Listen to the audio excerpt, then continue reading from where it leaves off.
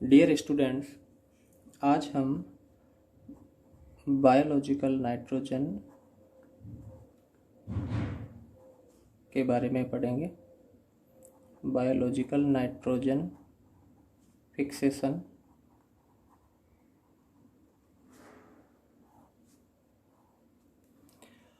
देखिए, पृथ्वी के वातावरण में जो नाइट्रोजन है वो लगभग 78% मात्रा में उपस्थित है और ये एटमॉस्फेयर में गैसियस रूप में उपस्थित होती है, जबकि जो लिविंग सेल है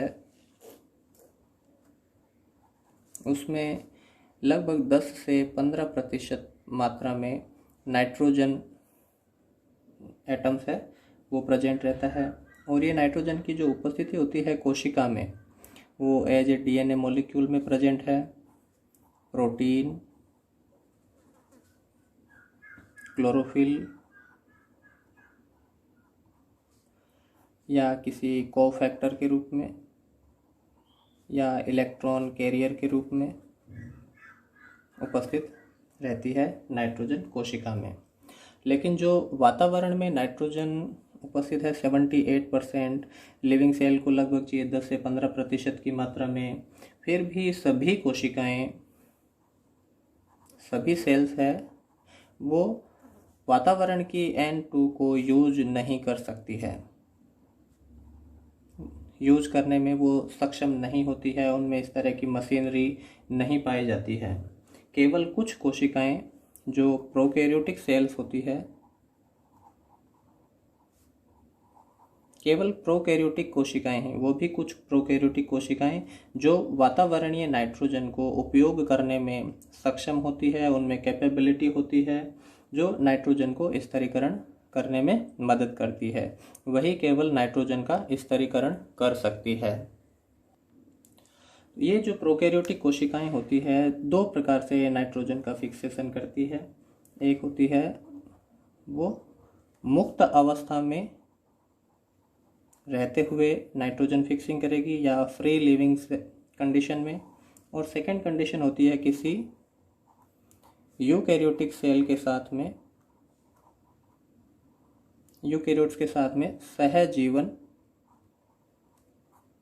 रूप में नाइट्रोजन का वो स्थिरीकरण करेंगे। या तो वो मुक्त अवस्था में रहते हैं, स्वतंत्र जीवी या फ्री लिविंग कंडीशन में, या फिर वो सिम्बायोटिक एसोसिएशन के साथ में किसी यूकैरियोटिक सेल या यूकैरियोटिक ऑर्गेनिज्म के साथ में मिलकर नाइट्रोजन को फिक्स करते हैं, नाइट्रोजन का स्थिरीकरण करते हैं। जो मुक्त अवस्था में नाइट्रोजन का स्थिरीकरण करते हैं ये पुनः दो प्रकार के होते हैं। या तो वो अवायवीय परिस्थितियों में नाइट्रोजन का स्थिरीकरण करेंगे, या फिर वो वायवीय परिस्थितियों में एरोबिक कंडीशन में नाइट्रोजन का स्थिरीकरण करते हैं। अवायवीय जो बैक्टीरिया होते हैं, प्रोकैरियोट्स होते हैं, जैसे क्लोस्ट्रीडियम है, जीवाणु जो एनाएरोबिक कंडीशन में नाइट्रोजन का स्थिरीकरण करते हैं। इसके अलावा रोडोस्पाइरलम है,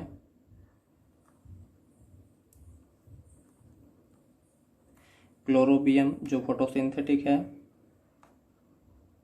या क्रोमेशियम, ये बैक्टीरिया एनाएरोबिक कंडीशन में नाइट्रोजन को फिक्स करते हैं। और वायवीय परिस्थितियों में जो मुक्त अवस्था में है, इसमें मुख्य है एजोटोबैक्टर, क्लेब्सिएला और साइनोबैक्टीरिया।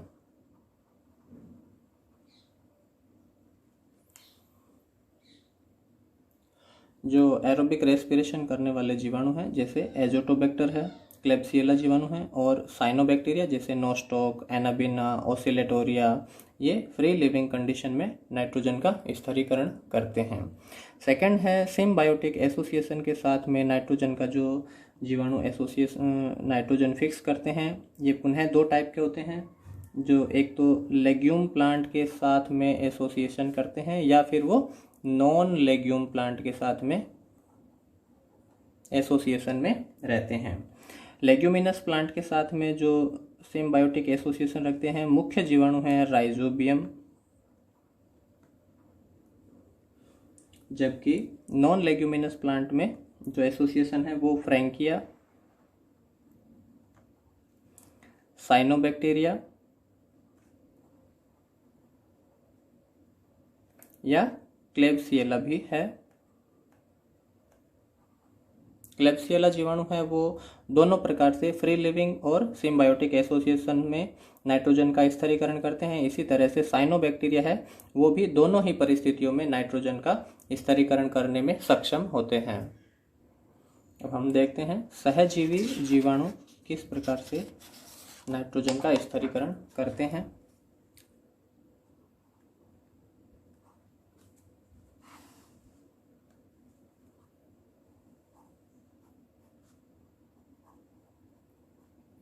सिम्बायोटिक एसोसिएशन में मुख्य है राइजोबियम जीवाणु, जिसका पुराना नाम बेसिलस रेडिसिकोला है। यह एक प्रकार का ग्राम नेगेटिव बैक्टीरिया है जो मटर कुल के साथ में या लेग्यूम प्लांट के साथ में इनकी जड़ों में रूट नोड्यूल का निर्माण करता है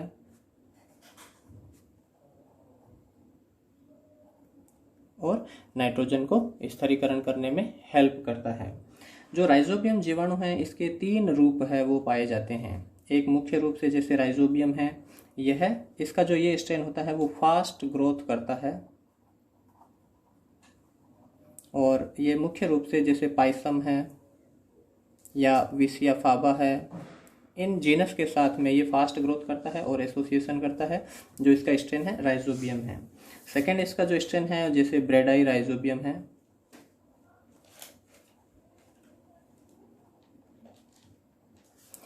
ये जो स्ट्रेन है वो स्लो ग्रोथ करता है और मुख्य रूप से विग्ना जीनस के साथ में ये एसोसिएशन प्रदर्शित करता है। थर्ड टाइप का होता है एजोराइजोबियम।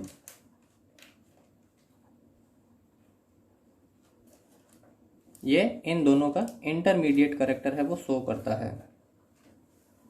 इसमें जो वृद्धि होती है वो इन दोनों के बीच के इंटरमीडिएट टाइप की वृद्धि पाई जाती है। तो राइजोबियम है वो 3 प्रकार के जीवाणु होते हैं, 3 प्रकार के इसके स्ट्रेन होते हैं, राइजोबियम, ब्रेडाई राइजोबियम और एजोराइजोबियम। इसी तरीके से जो सहजीवी है जैसे फ्रैंकिया है, यह एक प्रकार का एक्टिनोमाइसिटीज ग्रुप का बैक्टीरिया है जो कैजुराइना, एलनस इन प्लांट के साथ में मिलकर नाइट्रोजन के स्थिरीकरण करने का कार्य करता है। थर्ड मुख्य रूप से है साइनोबैक्टीरिया। साइनोबैक्टीरिया में नोस्टॉक, एनाबिना मुख्य रूप से सहजीवी जीवन में नाइट्रोजन का स्थिरीकरण करते हैं, जबकि ऑसिलेटोरिया है वो फ्री लिविंग कंडीशन में नाइट्रोजन को फिक्स करने का कार्य करता है। साइनोबैक्टीरिया ऐसे जीवाणु हैं जो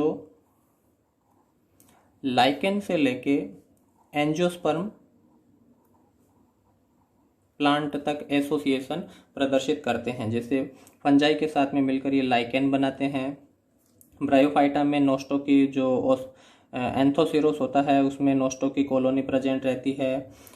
टेरिडोफाइटा में एजोला के साथ में ये एसोसिएशन प्रदर्शित करते हैं। जिम्नोस्पर्म में साइकस के साथ में इनका एसोसिएशन होता है और नाइट्रोजन का स्थिरीकरण करने का कार्य करते हैं। तो साइनोबैक्टीरिया है वो लाइकेन से लेकर एंजियोस्पर्म प्लांट तक एसोसिएशन सहजीवी जीवन व्यतीत करते हैं, जबकि राइजोबियम है वो लेग्यूम प्लांट के साथ में, फ्रैंकिया है वो नॉन लेग्यूम एंजियोस्पर्म प्लांट के साथ में नाइट्रोजन स्थिरीकरण करने का कार्य करता है। अब हम देखते हैं नाइट्रोजन के स्थिरीकरण करने के लिए किस प्रकार की परिस्थितियों की रिक्वायरमेंट होती है, किन किन एंजाइम की, मशीनरी की रिक्वायरमेंट आवश्यकता होती है नाइट्रोजन के स्थिरीकरण के लिए। तो सबसे पहले जो रिक्वायरमेंट होती है वो है एक कैटालाइटिक एंजाइम की आवश्यकता होती है। नाइट्रोजन को फिक्स करने के लिए नाइट्रोजन जो N2 रूप में उपस्थित होती है, इसको स्थिरीकरण करने के बाद में ये अमोनिया में बदल जाती है। तो इसके लिए एक कैटालाइटिक एंजाइम की आवश्यकता होती है और वो एंजाइम है वो बैक्टीरिया में, प्रोकैरियोट्स में उपस्थित रहता है, जिसे हम नाइट्रोजिनेज एंजाइम कहते हैं। इस एंजाइम की जो सिंथेसिस करते हैं उन जीन को निफ जीन कहा जाता है। ठीक है, जो नाइट्रोजिनेज एंजाइम है यह 2 सब यूनिट से मिलकर बना होता है। एक सब यूनिट जिसे हम डाई नाइट्रोजिनेज कहेंगे, यह सब यूनिट मोलिब्डेनम और आयरन प्रोटीन से बनी होती है। ठीक है, एक सब यूनिट जो फर्स्ट सब यूनिट है जिसे हम डाई नाइट्रोजिनेज कहते हैं। डाई नाइट्रोजिनेज मतलब ये दोनों 2 नाइट्रोजन के साथ में जुड़ता है। मोलिब्डेनम और आयरन इसमें कोफैक्टर के रूप में प्रेजेंट रहते हैं और एक प्रोटीन मॉलिक्यूल्स होता है जिसे हम डाई नाइट्रोजिनेज कहते हैं, फर्स्ट सब यूनिट। सेकेंड जो सब यूनिट होती है इसे डाई नाइट्रोजिनेज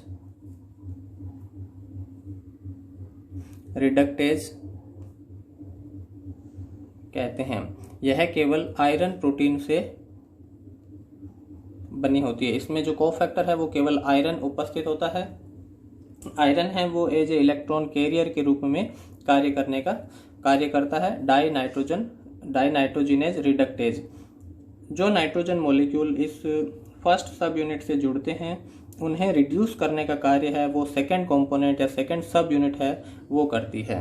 तो नाइट्रोजिनेज एंजाइम एक होलो एंजाइम है जिसमें 2 सब यूनिट होती है, एक डाई नाइट्रोजिनेज और सेकंड है di nitrogenase reductase subunit. इसकी रिक्वायरमेंट होती है। इसके बारे में डिटेल में हम जब बायोलॉजिकल नाइट्रोजन फिक्सेशन की क्रियाविधि पढ़ेंगे उसमें देखेंगे।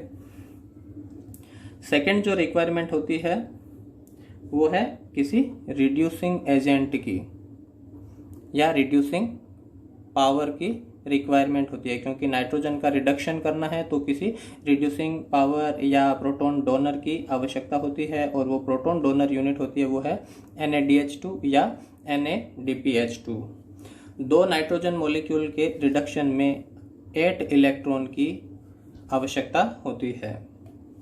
थर्ड है एनर्जी की रिक्वायरमेंट। तो नाइट्रोजन के एसिमिलेशन में ATP के रूप में एनर्जी की आवश्यकता होती है और 2 नाइट्रोजन के रिडक्शन में जो 2NH3 बनाएंगे इनके लिए 16 ATP की आवश्यकता होती है। ठीक है, तो एनर्जी है वो ATP के रूप में उपलब्ध रहती है, रिड्यूसिंग पावर के रूप में है वो NADH2 है वो उपलब्ध रहती है। फोर्थ कंडीशन है इसके लिए अवायवीय परिस्थितियां होनी चाहिए। नाइट्रोजन फिक्सेशन के लिए अवायवीय परिस्थिति होनी चाहिए, क्योंकि जो नाइट्रोजिनेज एंजाइम है वो ऑक्सीजन की प्रेजेंस में डिसइंटीग्रेट हो जाता है, कार्य नहीं कर पाता है। तो अवायवीय जो परिस्थितियां होती है जैसे लेग्यूम प्लांट है उसमें हम पढ़ते हैं जो रूट नोड्यूल्स होता है, इसके अंदर एक एंजाइम होगा लेग हीमोग्लोबिन प्रोटीन है जो अवायवीय परिस्थिति को बनाए रखने में मदद करता है। जो फ्री लिविंग होते हैं उनके अंदर इसी तरह की परिस्थितियां उत्पन्न होती है कि ऑक्सीजन है वो नाइट्रोजिनेज एंजाइम तक नहीं पहुंच पाती है। तो अवायवीय परिस्थिति में ही नाइट्रोजिनेज एंजाइम है वो नाइट्रोजन का स्थिरीकरण कर पाता है। तो ये रिक्वायरमेंट होती है नाइट्रोजन के फिक्सेशन के लिए। नेक्स्ट क्लास में हम इसकी क्रियाविधि के बारे में पढ़ेंगे।